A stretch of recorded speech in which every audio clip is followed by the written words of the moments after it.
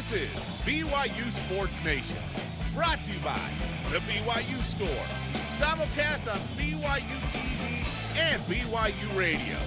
Now from Studio B, your hosts, Spencer Linton and Blaine Fowler. Oh, it's a beautiful day. BYU Sports Nation is live, your day-to-day play-by-play in Studio B, presented by the BYU Store, official outfitter of BYU fans everywhere. Thursday, February 24th, almost March. Wherever and however you're connected, great to have you with us. I'm Spencer Linton, teamed up with our dual-threat analyst superstar, Uncle B, all-around good man, Blaine Fowler, who, by the way, is built to run in the snow. Well, you better be the last couple of days, right? Was it supposed to snow for 3 straight days, by the way?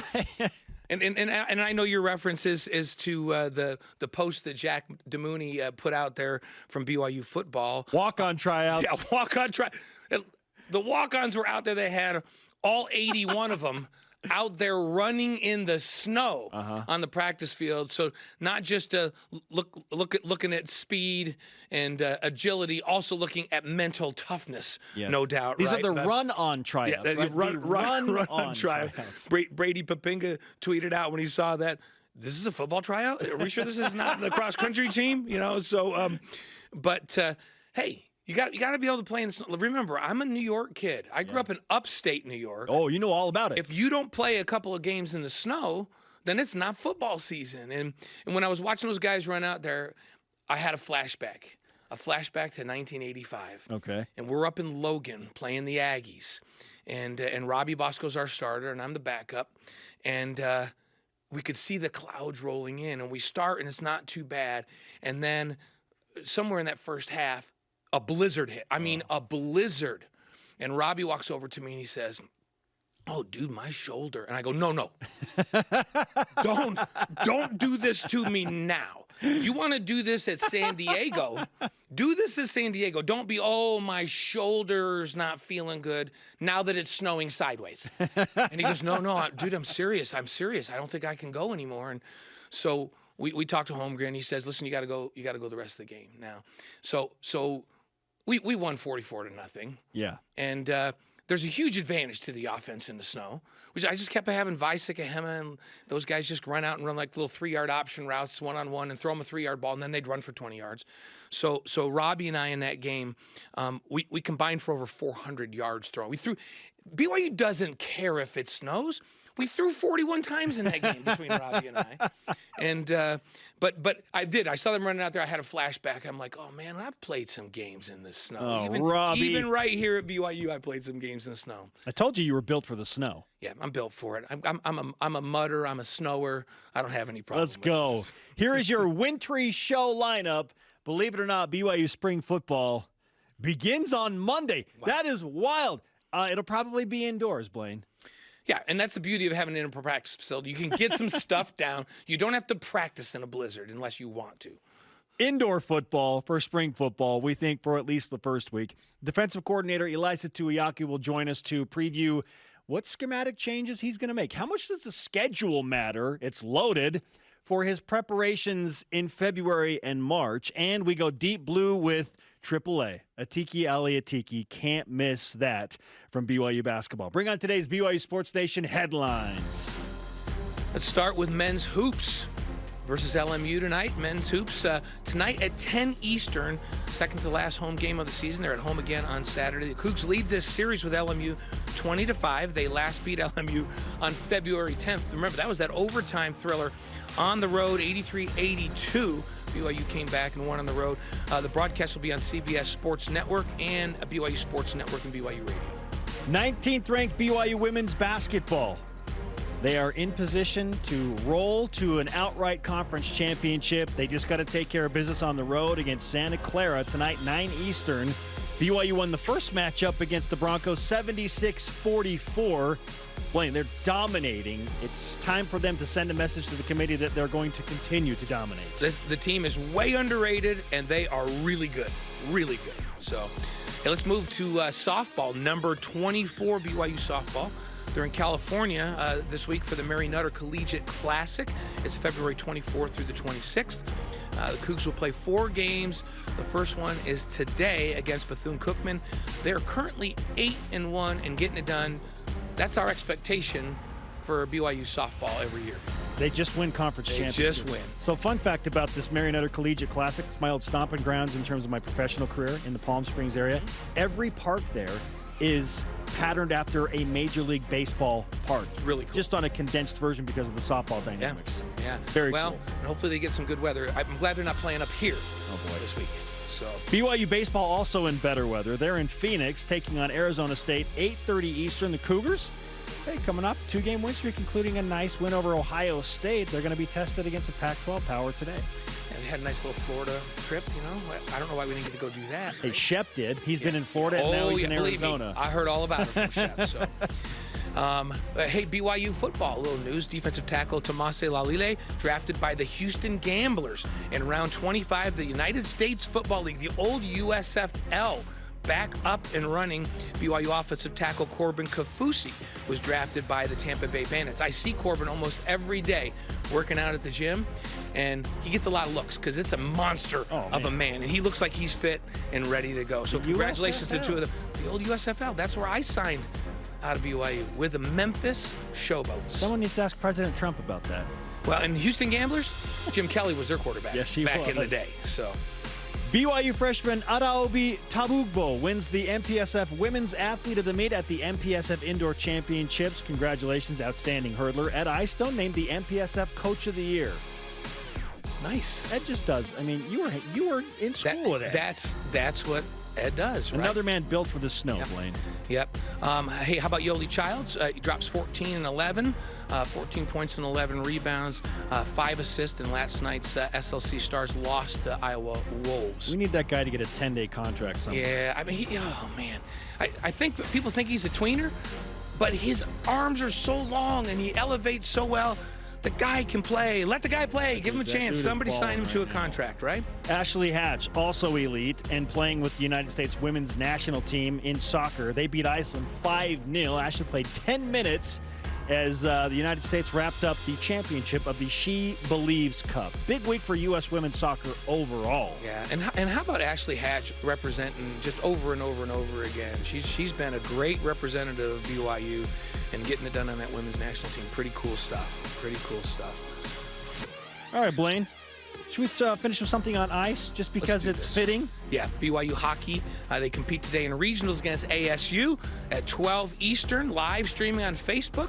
So they're getting it going today. And that's our headlines for today. All right, let's go. All rise and shout. It's time for What's Trending. You're talking about it, and so are we. It's What's Trending on BYU Sports Nation. What's Trending presented by Bodyguards, protection for a life worth living. Learn more at bodyguards.com. Yes, we know, late February, the frenzy of basketball leading into the madness of March, and that means it's time for your daily BYU men's basketball resume update. Blaine, the Cougars are up 2 spots from number 53 to 51. Ken Palm holding steady at 53. That's down 1 spot. Team ranking still giving BYU just a minimal chance of making the tournament. 5.4% chance. That's very contradictory to what we see from Joe Lunardi in his latest bracketology. BYU's the second team out. The Cougars are still in essentially a third of the overall brackets according to Bracket Matrix. So somewhere in between the 5.4% and second team out, that's where we have BYU on the bubble. It's game night for the Cougars. They face LMU. They're a 13.5-point favorite. They're supposed to win. So Blaine, my question for you is, are you more interested in what BYU faces this week at home, LMU and Pepperdine, or is it more about what all of the other teams on the bubble could do to affect BYU's tournament chances? I'm going to speak the truth to you here. I'm going to speak truth. Let's go. I've been spending a lot more time this week looking at everybody else and looking at other games, trying to figure out where BYU's seed will be. Like, I'm making this assumption, and maybe it's crazy to do this, that BYU's just going to handle their business this week. You know, they beat these 2 teams on the road. Mind you, the LMU, who they had tonight, in that first matchup, they didn't play particularly well. They couldn't defend to save their lives in that BYU was down 17 in the second half. Well, and they, when the game was over, LMU shot 57%. Come on, how about a little bit of defense? And, yes. And you know what? There wasn't great defense played, in that second game of that week against Pepperdine, right? And so I look at those and I'm going, man, can BYU find some defense this week? I feel like they found their identity defensively a little bit against St. Mary's this last week. And Alex, I feel like Alex has found himself again. Man, people have been guarding him hard. So with all of that said, I've just kind of assumed, you know what? It's home. This is the second go around. They're going to handle business this week. So I've been looking at, who are the last 4 in now on all the brackets? I need to root against those teams in the NCAA tournament. Where's BYU? They've been hovering that first 4 out this last week or so. And, who's right there around them? I'm rooting for all of those teams to lose. I'm looking at the league and going, what's BYU's seeding going to be in the tournament? They could be as high as a 3. They could be low as a 6 by the time this week is over. Wild. Most likely a 5, in my opinion, but which is crazy. That's the lowest seed they've ever had. I'm looking at all these other things, and honestly, Spencer, because of that, I haven't focused on the game much, on either of these games this week. I will when they're playing tonight, but since I don't have to call it. Yeah. And what I am going to be focusing on is, are they significantly better defensively? And they better be, or they lose. But I think if they win these 2 games this week, they're right on the edge. And now we need to root for other teams to lose. Well, from what I saw against St. Mary's when BYU was playing on the road in Moraga, I anticipate they will be better on defense. That was a better version of BYU men's basketball that ended up losing, yes, but they played a much better game. Other than ball security, they had a lot of turnovers, but the defense was better. The rebounding, they out-rebounded the Gales. It was much better effort. Yeah. I'm with you. I'm looking at all the other teams. I do expect BYU to show up, take care of LMU, take care of Pepperdine. They'll win the last 2 games. They'll finish league play at 9-6. But I am watching what Santa Clara does. Mm-hmm. I am watching what San Francisco does, speaking specifically about the WCC, because I want, and I've made it very public on this show, BYU, no matter how it shakes out, to just have the opportunity to face the San Francisco Dons in Saturday's quarterfinals. I don't care how BYU gets there. It needs to happen, Blaine, because BYU needs that quadrant 1 opportunity. And right now we see Santa Clara a half game behind USF. Santa Clara has 2 very winnable games this week. San Francisco still has to play Gonzaga tonight. Yeah. Would you be totally blown away, though, if Santa Clara is at Pepperdine and they have Portland, right? Would you be blown away if Portland beat them? Well, I know that Portland's salty because Santa Clara said no to a game with Portland in Portland. It just, we're like, that's not going to happen. We have whatever issue. Like, the game could have happened. It didn't. Yeah. So I know Portland's salty, but I think Santa Clara's playing with some desperation because they know if we win 2 this week, we're the 3 seed, and we avoid Gonzaga. Don't have to play Gonzaga till the finals. We avoid Gonzaga. So there is real desperation for them, and they get Portland at home. So I think that gives them the edge they need. San Francisco's going to lose to Gonzaga. And then if they lost again on Saturday, they'd be the 5 seed, and BYU would be the 4 seed, and they'd play in the quarterfinals anyway. Well, and you think about that. If you get blown off the floor by Zags and you have a little bit of a chink in your confidence, do you go out and struggle against San Diego on Saturday? That's not out of the realm that you could lose 2 this week. Now, I don't think they will. I think they get beat by the Zags, they recover, and they beat San Diego. I think Santa Clara wins both of their games this week. St. Mary's is going to go 1-1 because they're going to as lose good as they are. They Gonzaga. will lose to Gonzaga unless Gonzaga just doesn't show up. Right? That's how good the Zags are. Maybe the best. How many times am I going to say this, Spencer? This may be the best group of talent Mark Few's ever had. My goodness. Seems like we say it every year. Every year for the past 5 years. They don't. Reload's not even the right word. Like, some teams rebuild, some teams reload. I don't even know what we call what Gonzaga does. They respawn. Like, they die and then they just immediately come back and they're as strong as they were. Right now, they're sitting as the number 1 overall seed. So we're just going to – but it's going to be interesting. This is the tightest race that we've ever had, 2 through 6 in this conference, and anything could happen. St. Mary's is going to go 1-1. I'm pretty sure of that, but San Francisco could lose 2. Santa Clara could lose that game to Portland. I would not be blown away if that happens, and so we'll see. I've been watching all of that, but then on a national scale, the most recent update to bracketology has Michigan, Indiana, Memphis, and San Diego State. Yes. As the last 4 in. That was before San Diego State just lost to Boise State. Right, and so. And here's the hard thing. Now you get really conflicted. You go, San Diego State, wait a minute. do we want them to win because it's a good because BYU beat them, or do we want them to lose because they're currently in front? I think now we just want them to win because I think BYU slides in front with that loss, right? Oh yes, you want San Diego State to lose. So we're rooting against Michigan, Indiana, and Memphis, correct, right? And then in that first 4 out, who do we want to lose there? SMU and Oklahoma, right? I don't think Oklahoma is going to be a threat. They've got too many tough games down the stretch and just a loaded Big 12 that we are all very keen on and aware of because BYU is going to be playing in that league in a couple of years.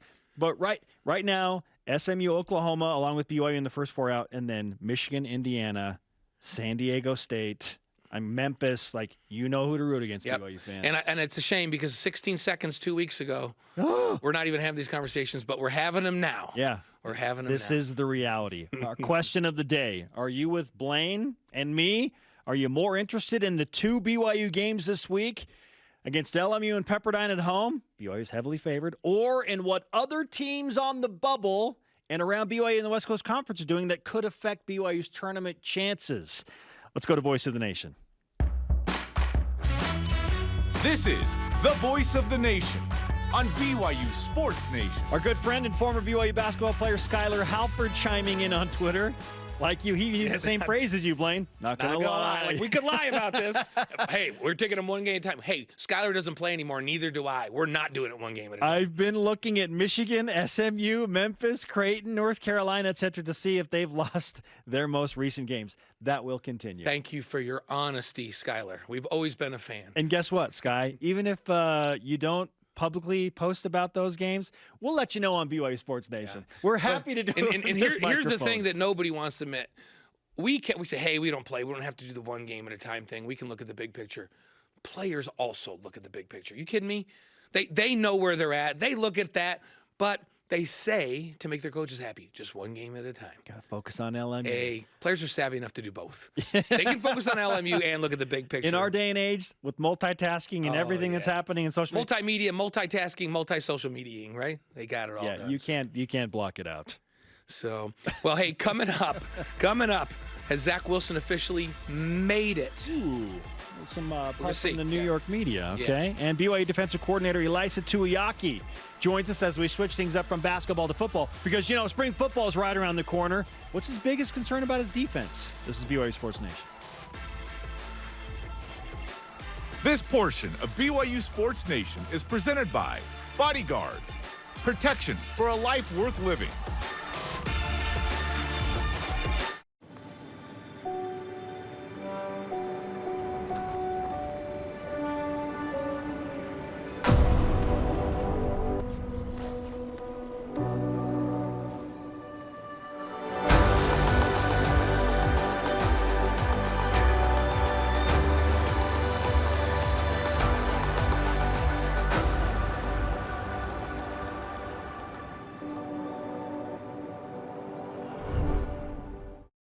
They prefer to be bringing the heat, getting set for success,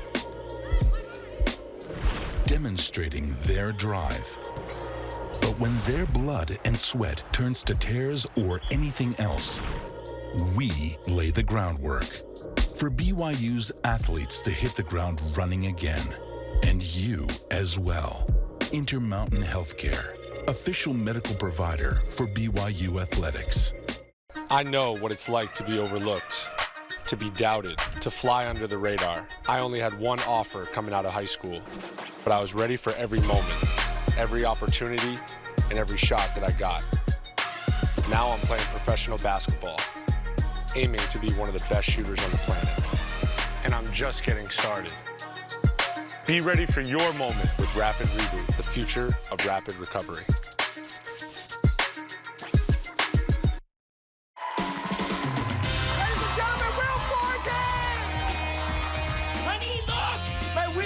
Come true.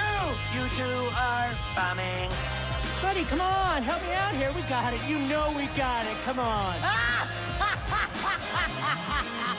I'm undercover as a cat. Yeah, I'm very good at assuming other identities. No. I'm in too deep. I need to catch that laser dot.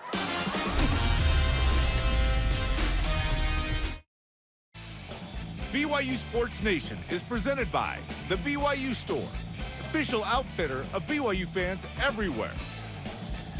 BYU men's hoops host LMU tonight at the Marriott Center. Coverage begins at 9 Eastern tonight with Cougar pregame live with Greg Wrubell and Mark Durant on the call at 10 Eastern on BYU Radio and the BYU app. We are live in Studio B with your day-to-day BYU Sports play-by-play. I'm Spencer Linton, teamed up alongside Uncle B, Blaine Fowler, and it is our pleasure now to welcome in the defensive coordinator for BYU Football to help us preview the spring edition of Cougar Football, Ilaisa Tuiaki. Coach, thanks for hanging out with us during a busy time. We're almost to spring ball, amazingly, and it's 21 degrees outside. Yeah, it's good to be back. I feel like football's been gone for a while, but enjoyed the time off, ready to go. This is a unique scenario because you, as a team, return a ton of experience and depth. So how will this spring football session be different maybe to some previous years just because you have so many guys in the arsenal? It's, when we lost all those kids in 2020 to the draft, just the install had to be really back down for the youthfulness of the team. And now, we still got a lot of young kids that need to catch up right now, but we do have a lot of guys that have had game experience that, we're doing walkthroughs and stuff right now. It's really, really easy just because you have so many guys that are coaching and teaching and speaking the same language and a lot farther ahead than we were last year for sure. When injuries happen, it's devastating at the time. And last year, the linebacking core for your defense took major hits because of injuries. And now a bunch of guys had to play last year, and all those injured guys are back. What does that mean from a leadership perspective and depth at that linebacker position? Yeah, it's, going into last year, it was the deepest and probably the best position group on the defensive side of the ball. But now you get all those guys back, but you also get a lot more depth, just guys that are capable of going out there and playing, seeing the game a little bit slower and are able to contribute. And so it's going to be a huge step forward for us, at least with the backers. And, in the other positions, there are a lot of young guys that got time and certainly be huge for us this next year. Some big strengths on the defense coming back, as you just outlined. What's your biggest concern as you head into spring ball? I know it's still early, and we're still 7 months-ish away from the first game, but what's your biggest concern at this point for the defense? I think last year it was, getting everybody caught up, physically, mentally, and all that stuff. And now it's more of a, just fine-tuning things, continuing to develop, but also just staying healthy. That's going to be a big thing for us. Is we want to make sure that we come out of the spring ball healthy with all the guys that are capable of contributing and going into fall 100%. How much does off-season strength training, and I know you continue to do training during spring ball, play a role? As we watched last year from outside the program, some of those early games, you guys just enforced your will on people, especially at the end of the games up front. And pretty much everyone up front on both sides of the ball are back. Have you seen in this offseason advances in that area, and what's your expectation on BYU's ability to dominate the line of scrimmage on both sides come fall? Yeah, it's been good, Like I said, when we lost all those, especially defensively up front for us, we lost in 2020, Kairos and Bracknell back, Zach Daw, all these guys that we lost, and so we played with so much youth last year. But those kids played in those games you're talking about where we, took on Utah, Arizona State, and Arizona, and was able to really show some stoutness up front. Those kids played, which was huge for us. Things started to look a little different as we started to lose a lot of those veteran linebackers.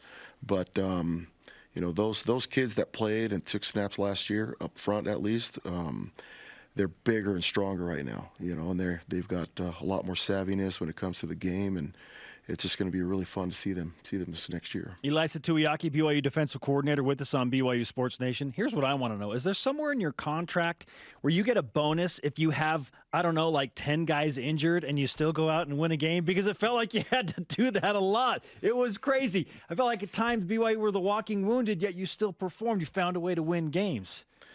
I think it's tribute to Kalani's culture and the things that the buy-in from the kids. But it's, unfortunately, nobody really cares. You go back and you look at a score sheet from last year, the previous year.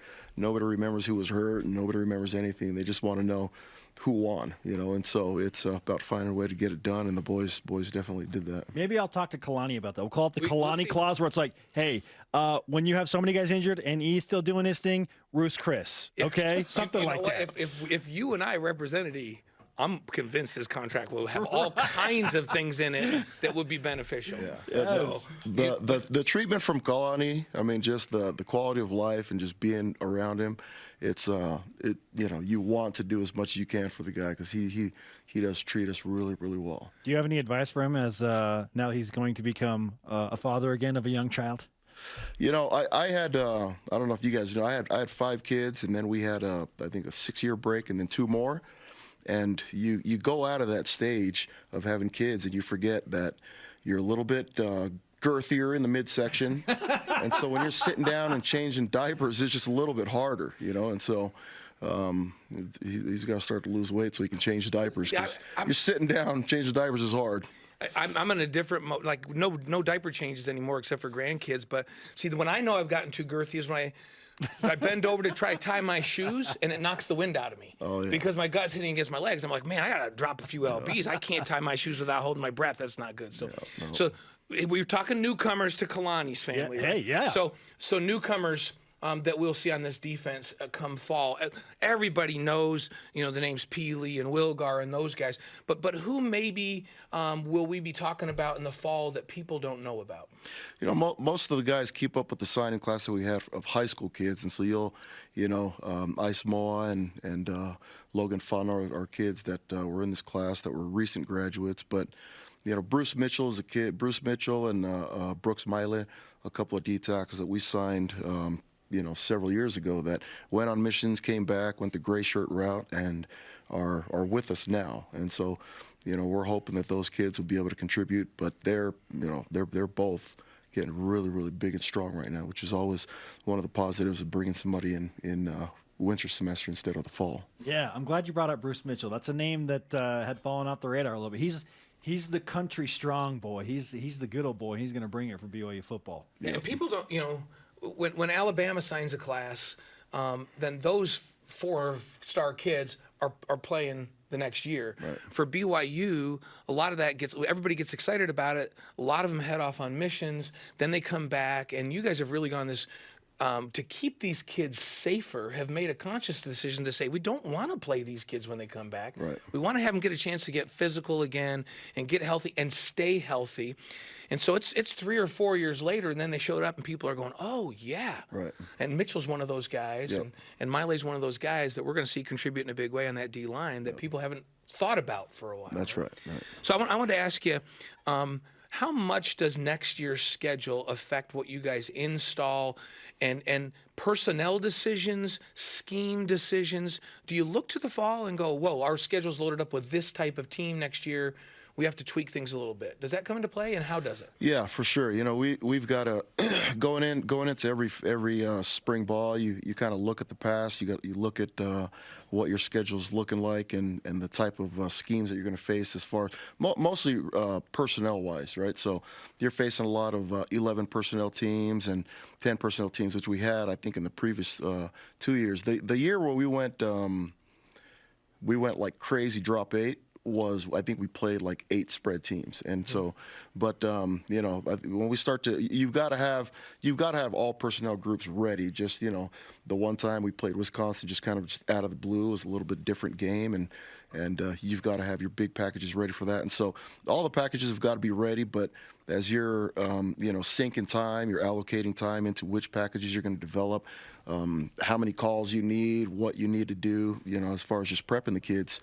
You've got to make sure that you're not practicing 80% of your time for 12 personnel when you're going to see maybe 70, 80% of 11 personnel. Sure. And so this next year there are a lot more teams that are playing 12 plus personnel, so 12 personnel, 13 bigger teams that are a little bit closer to Baylor style that we're going to face, and we've got to allocate our time accordingly. We're talking with BYU defensive coordinator Ilaisa Tuiaki.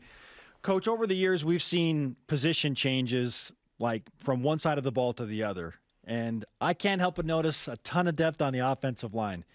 At times, is it hard for you to not be like, hey, Coach Funk, he could be really good on both sides of the ball. How did those conversations take place when you're thinking about guys that could play multiple positions? Yeah, I mean, the O-line coaches through the years have been awesome. Coach Funk has been awesome to work with. It's really just where a kid projects the best at the next level, what his contribution level is right now, and does it make sense to move him? And a lot of times, not a lot of times, but every single time, those kids have a say in just what's going on. I want to stick it out. Oh yeah, I think I want to try the other side, and so we'll talk about it. And those moves are always happening. I think they should. It's traditionally you always want to steal a defensive lineman to play O-line, because those sometimes D linemen are a little bit more athletic, and then you just put a little bit more weight on them. But some of those kids that are playing on the offensive line, we signed as defensive players, and so. It's just you kind of put them in where they fit in and roll from there. How rare is a kid like Tyler Algier, where you recruited him as a running back and then he wasn't getting playing time over there? And I know you guys went and said, hey, that kid's a freak athlete. If you're not going to use him, we'll put him on the field over here. And you did. And then they realized that they needed him back, and he goes back. And my understanding, and you were on the inside on it, he was just like, hey, whatever you guys want me to do. How rare is that? And how special was he as you kind of send him off to the NFL now? Yeah, that's he has a really cool story. Obviously everybody was a big fan, just a great, humble kid, willing to play wherever he could. And, sometimes a lot of it has to do with, how fast he's come along, understanding playbooks, on different sides of the ball. Defense is a little bit easier scheme-wise, but a little bit harder reactionary, because we react to everything the offense does, and so we have to keep the schemes a little bit more simple, and the offenses are a little bit, the playbook's a little bit thicker, and so sometimes it takes a little bit longer for an offensive player to kind of catch up to where they need to be, and it's easier for us to just steal them and play them and then send them over. And Keanu Saliapanga was the same way, where actually played a year with didn't play a year with us, but was with us on the defensive side, and then just ended up moving over, and just took him a little bit of time to get the playbook, and it's just kind of happened like that. But Tyler was just such a fun kid to be around. All right, E, we'll finish with this. I got to ask you about Malik Moore. I'm hoping he gave you a heads up when he made his decision to switch from PlayStation to Xbox, because a bunch of BYU fans were kind of freaking out when he posted, hey, thanks for all the support, got a big decision to make, and then there was a green dot and a blue dot. Yeah. And so I'm hoping that he gave you a heads up that he was going to do something like this. Where were you in all of this? So I didn't get a heads up, and I don't jump on Twitter. I have a Twitter account where I go and I'll try to just see what kids are inboxing me and all that, but someone sent that to me. And I know Malik enough I was just like, dude, he's just being a knucklehead. And so I actually didn't even know what you were talking about. Somebody sent that to me, and I was like, yeah, you don't need to worry about that, because there are a lot of people that worry that, what's going on? He should be in the promotions business, because he did this phenomenal job of teasing everybody, and then everybody he had an audience that was tuned in. What is he doing? A captive audience. And then he made his announcement. So he's pretty good. That's pretty savvy, if you ask me. He's now Team Xbox. So we talked about that, and I went home, and I'm like, Gavin, what's up with Malik? And Gavin's like, nothing's up with Malik. I just talked to him this morning. I'm going, well, this would say otherwise. He's like, come on, Dad. So, well, he got to deal with Wingstop too. Yes, he did. That kid is savvy at another level. I wish you the best of luck with Malik and all of those clever guys as you push forward through spring ball. Thanks for hanging out with us, Coach. Appreciate it. Thanks for having me. Thanks, E. Ilaisa Tuiaki on BYU Sports Nation. All right, Blaine, what's coming up? Coming up this week's Deep Blue is with Atiki Ali Atiki. And I can't believe I'm asking this question. Is the BYU-Utah rivalry underrated? Why is this in the show? We'll find out next. This is BYU Sports Nation.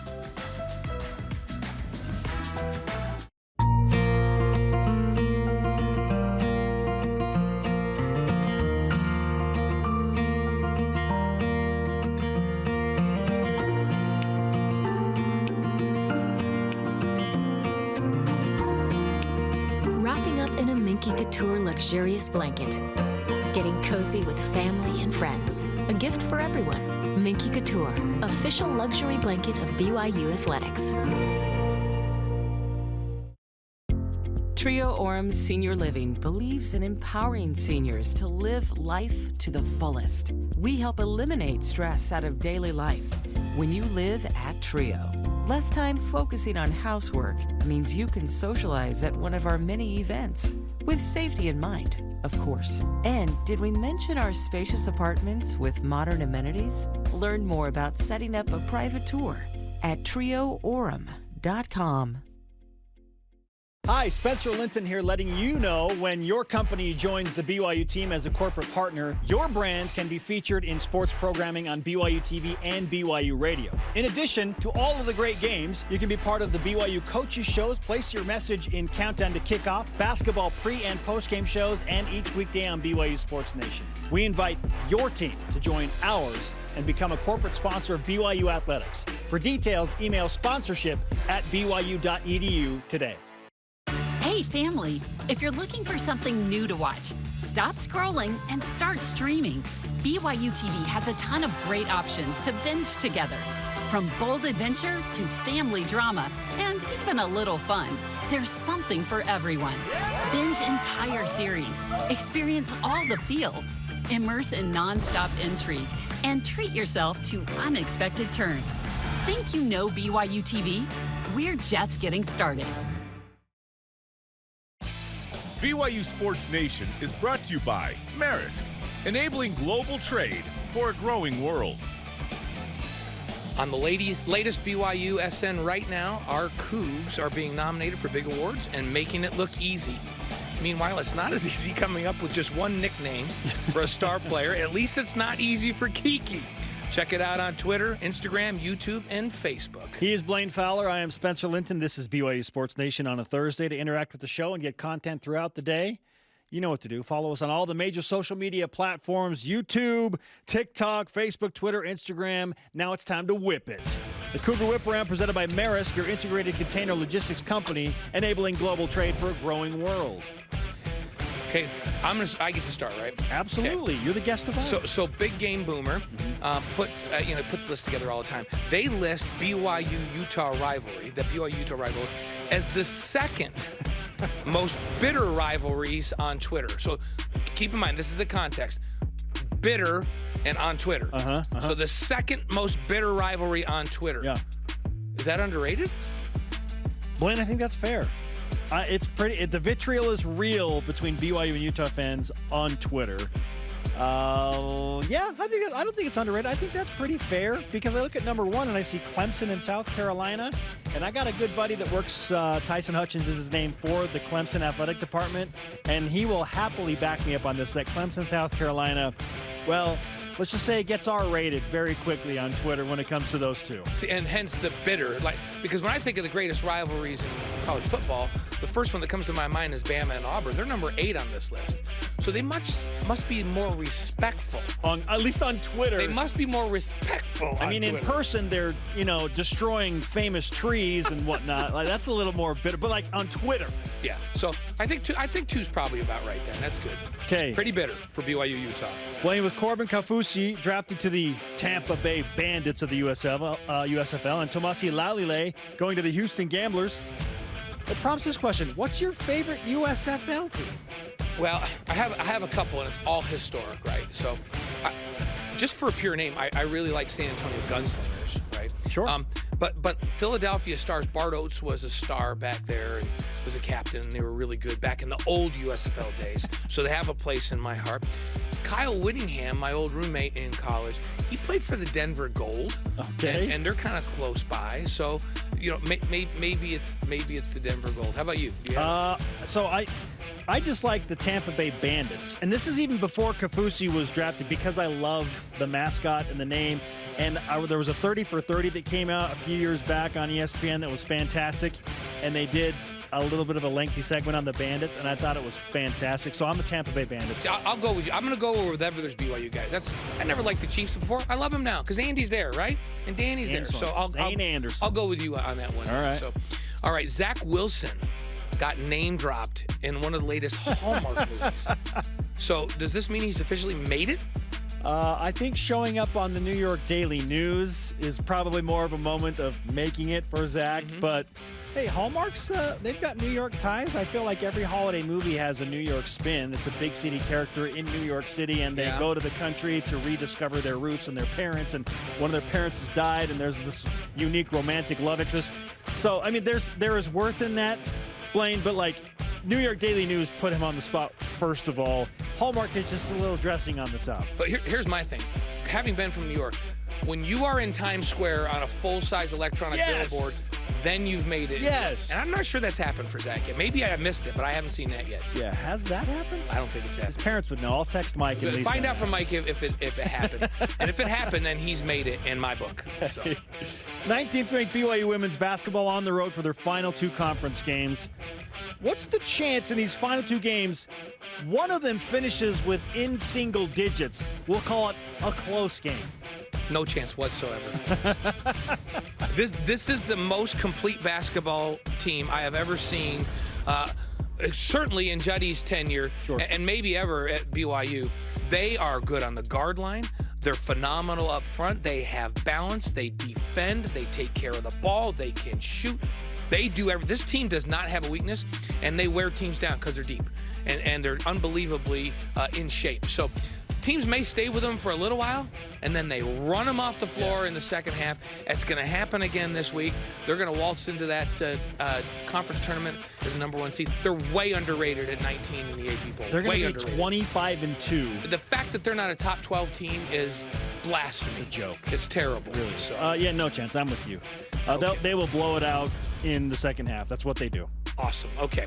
So caption this photo of the Kafusis with Kalani Sitake. Okay. Ooh. This is Bronson posted this. And he just said, hey, great stopping by BYU Football and seeing our guy, of course referring to Kalani Sitake. What's your caption for that one? Okay, I've got a couple. Number 1 is elite middleman. Okay. And then the second is shoe game strong. Look at the shoes that all 3 of those guys are rocking. Bronson Kafusi's got some hard-to-find Air Jordan 1 high OGs with royal blue in them. Kalani's rocking the Air Max 95s. I don't know what Corbin's wearing, but Corbin does his own thing, and I have respect for that, too. Shoe game strong. Oh, Corbin's a fashion icon as well. Yes, he is. And let me just tell you, when you call out a fashion, and you say that it's good, that's big time. My caption for them was the force between the trees, because Kalani is a force for good. He's been a force in both of those guys' lives, and those are 2 giants. Kalani's a big dude. He looks not small. He looks tiny right there. Yes. So my caption is the force between the trees. Yeah, he's mini Kalani. All right. Hey, coming up, I finally get to show Spencer how to make a good double down pick. I need help. Like when I've subbed in and I haven't been able to pick him, it's been disastrous. But this time I'll show you how to pick. I appreciate your help. And the path from Tanzania to Provo in a deep blue special you can't miss with AAA, Atiki Ali Atiki. What a story. This is BYU Sports Nation. Introducing the all-new 2021 Nissan Rogue. A fuel-efficient car that's compact enough to park just about anywhere, but has enough cargo space to fit your hobbies, your kids' hobbies, and your dog's hobbies. It's equipped with the latest safety and efficiency technology for a smooth and quiet ride wherever you want to go, whether it's through the neighborhood or across the country. Are you ready to rogue? It's at Tim Daly Nissan Southtown.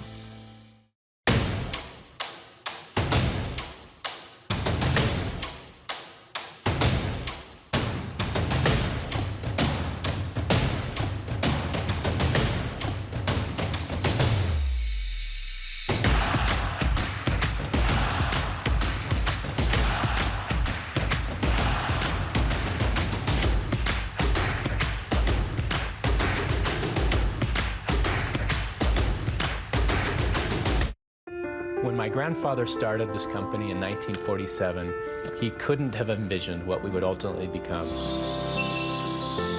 We realized that our value to our customers is that we will be there day after day, year after year, doing whatever we need to find solutions to the challenges that they face. We are committed to be honestly better in all that we do, in every opportunity that we have to serve our customers.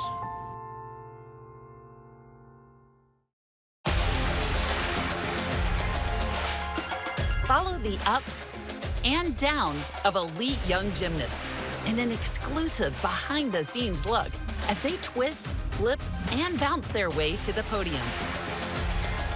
See the commitment, effort, and mindset it takes for these competitors to rule their sport on Gym Stars, on BYU TV, or on the free app. BYU Sports Nation is presented by the BYU Store, official outfitter of BYU fans everywhere. 13th ranked BYU men's volleyball hosts number 9 Grand Canyon in the start of MPSF play. Let's go. Time for the boys to end that losing streak. Welcome back to BYU Sports Nation live from Studio B alongside Blaine Fowler. I am Spencer Linton. The man that you're about to learn about has traversed from Tanzania to Provo with a stop in Canada, leading to an incredible connection with an adopted family. Atiki Ali Atiki of BYU basketball has found a home a long way from home. This is Deep Blue featuring AAA, presented by Brady Industries, Simply Better. I grew up in Tanzania. Before basketball, I was playing soccer. One day I just went to the basketball game. I just started liking it. Been playing since I was 14, 13. His family had dreams for him of having the opportunity to eventually come to the States and play basketball. He did it by way of Ontario, London, Ontario, Canada, where he was paired with maybe the greatest host family ever. He comes from a home with, dirt floor. His family did not have a lot of money back home, so definitely very humble beginnings. But he is very, very close with his family. He was so grateful for the opportunity that he was getting, but he also remained very connected to where he came from, even just in his cultural practices on a daily basis. Atiki came to us in 2017. Yeah, I didn't know if it's gonna be like beautiful, it's gonna be cold. I didn't know anything about it, right? It was just Canada. But it was a big shock for him because he spoke very little English, and different weather, different traditions, different family environment, different home environment. He was coming from very humble beginnings, and now he was in a home with running water. It was a big culture shock for him, but we made it work. We just embraced him. His teammates embraced him. Atiki's a pretty lovable individual, as you probably have all learned at BYU. He's easy to love, he's easy to embrace, and it made the transition a little bit easier. Yeah, they're a special family. It's like good family, very good family. Yeah, they take care of me, like get how much to say about it, but I just love them, you know what I mean? Like, they are a good family to me, and they just love me. I got a text message from Coach Provenzano, who is his host family and his high school coach, just saying, his dad had just passed away, and then he had been sick, and it was hard, right? It was hard for him. Not only do you lose your father, but during a pandemic where he can't travel back and be with his family, he can't be at the funeral. We did the best that we could. We embraced him, we hugged him, we cried with him. We tried to reminisce and help him remember. They always tell me, work hard, do your stuff, respect each other, so I always miss those things they told me. Yeah, and I want to make sure, I do them. I have to do them because the one my dad told me to do them, so yeah, I just miss him a lot. I think he needed basketball, and he needed family the most, and we were it. I think it just gave him, some safe place to be, which was really, important at that time. He doesn't know we're coming, so we're just gonna sneak up on him, and we miss him so much, and he calls us every day, and he keeps asking, when are we gonna come to visit? So this is gonna be a huge surprise for him. We're excited to do that. Who's that? Oh, my Lord!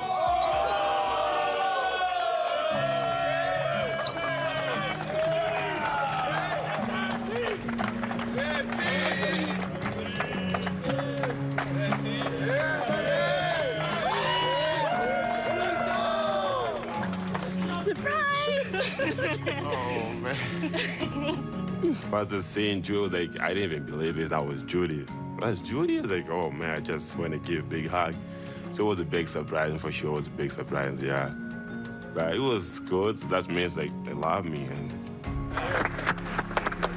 got it, Tiki. Let's go. 5, 1, 3. 1, 2, 3. Hey! All right, let's go. Leading up to our visit today, it was pretty emotional, just getting to know that we were going to see him soon. We've missed him so much. You know, he's, as I said, he was with us 3 years, but it's more than that. He's a part of our family. You know, he calls me mom, he calls Alyssa sister. So we've missed him, and I just didn't know what to expect. I didn't know how he was going to react, and it just filled my heart up, really, just to see him again and to know that he's happy here, and I can see that in his face and his smile, and know that he's in the right place. You think about Atiki, who has, you know, been away from his family for several years and has been taken in by this second family in a completely different and foreign environment, and then has come out here on his own in a completely uniquely different environment where he's here now by himself. It was super powerful for him to see these people that have been so kind to him and helped him through so many difficult times.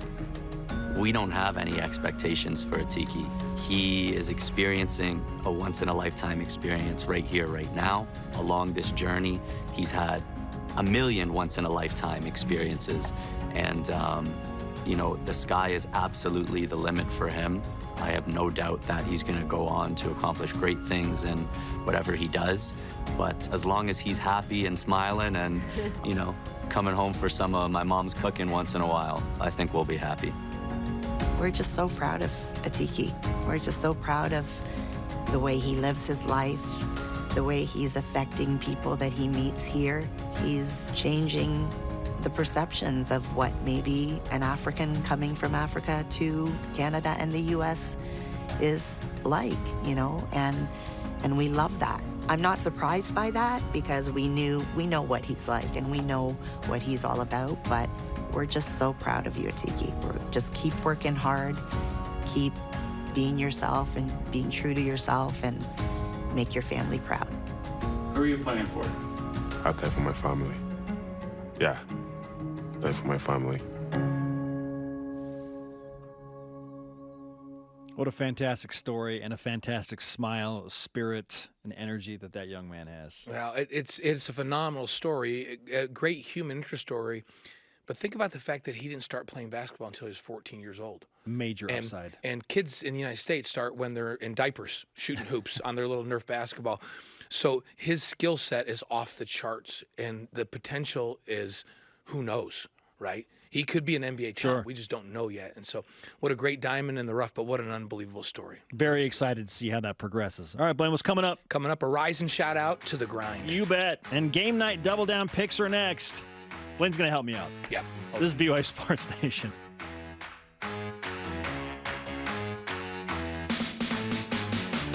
If I got hurt and was laid up at home, I wouldn't even think to call a lawyer. What a hassle. I'd want to meet them first. What if I told you that for your first consultation, your lawyer will come to you, home or hospital? Really? Really. They do that? If you've been injured, we'll come to you. It's your job to get better. It's our job to deal with the insurance companies. Learn more at siegfriedandjensen.com.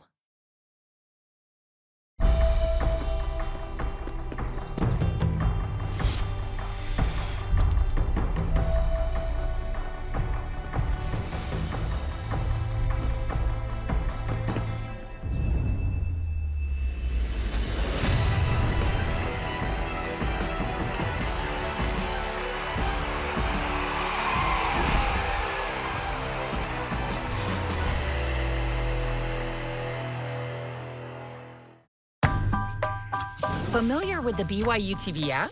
Yes. I beg your pardon? Sure, it's got great original TV shows. But it also gives you access to family films for free. Wow. Awesome! So gather around, grab some popcorn, and let us do the rest. It'll be fun. Watch some of your favorite films anytime, anywhere. with a free BYU TV app. I like it. The race is on. Go! 4 teams powered by faith and driven to find family, with only their teammate, paper maps, and inspiration to guide them. Where are you? The contestants race for the ultimate prize. I am one step closer to knowing who my father is. The chance to meet their blood relatives and discover more about who they are. Relative Race, driving families together. Watch Season 9 on BYU TV or on the free app. This portion of BYU Sports Nation is presented by Mountain America, the official credit union of BYU Athletics. This just in from ESPN's Joe Lunardi, the bracketologist. BYU men's basketball slips down to the 3rd team out in his latest bubble projections. Not a huge fall, 1 spot down, behind Memphis and San Diego State. San Francisco, one of the final teams getting a bye. We'll see how they move after they lose to Gonzaga. All right, it's game night, Blaine, so it's time for our double down predictions for tonight's BYU matchup at home with LMU. We give 2 predictions about the game. Each one we get correct is worth a point. If you get both correct, you get a bonus point for a total of 3 points. I'll read Jerem's picks. He says BYU is going to win by single digits. Interesting. Okay. Okay, it was a 1-point game in LMU, but BYU is a 13.5-point favorite. Number 2, he says Trevin Nell, Gideon George, and Spencer Johnson will combine for 33-plus in points, rebounds, and assists. When you combine those on average, they go for almost 32. Okay, so he's saying that Barcel's going to get some help tonight. Well, okay. Let's go. Interesting. But let's talk about some real predictions. Like yours? Like mine. So my first is that the bigs are going to have a big night. I say that Foose gets a double-double, and Lohner gets the double figures in his scoring. Ooh, okay. Caleb's starting to turn a corner. Yep. So Caleb and Foose, big-time night. And then my second is that BYU is going to hold LMU to under 42% field goal percentage. Now, that's a little bit of a stretch because, remember, they're shooting 45 on the season. Yes. And then the last time these 2 teams played back in February, or back on the 10th, they shot 57% from the field. BYU could not keep them away from the rim. I say defense shows up tonight, and they hold them to under 42%. I'm with you on that. In that ilk, BYU will hold LMU to 66 or fewer points. Nice. The Lions average almost 70. They scored 82 against BYU the last game. 66 or fewer. And AAA, the man we just heard from in Deep Blue, Atiki Ali Atiki, he's going to score a couple of 4 points. Sports Nation karma. He averages 2. He's going to go for 4 or more points tonight. I like it. Atiki's going to score tonight. All right. Our question of the day. Are you more interested in the 2 BYU games this week or in what other teams may be doing or not doing that could affect BYU's tournament chances? Our elite voice of the day presented by Sundance Mountain Resort. Stephen Hutchison on Twitter says, better have a BTO mentality. Not sure what that is. The next 2 games. Yeah, Bachman Turner Overdrive, the band. They sang the song, Taking Care of Business. There you go. Taking care of business every day. Here. There you go. Taking care of business. Anything going on around the basketball bubble won't matter otherwise. Control what you can control at this point. Just win, right? Good thing you had an old guy with you today. Thank to know who goodness. BTO was, right? Yes. Today's Rise and Shout Out presented by Mountain America, the official credit union of BYU Athletics. I'm going to give it to the Kafusi brothers. They're on the grind, Blaine. I love it. The NFL, the USFL, they just work hard, and I appreciate that. Yep. And they're going to make it. You grind and you make it, right? So, yeah. Absolutely. Our thanks to today's guest, Ilaisa Tuiaki. Yeah, and hey, sorry, Dennis Pitta. We ran out of time again. The conversation continues 24/7. Twitter, Instagram, Facebook, #BYUSN. For Blaine, I'm Spencer. Shout out to Glenn Kozlowski. Go Cougs.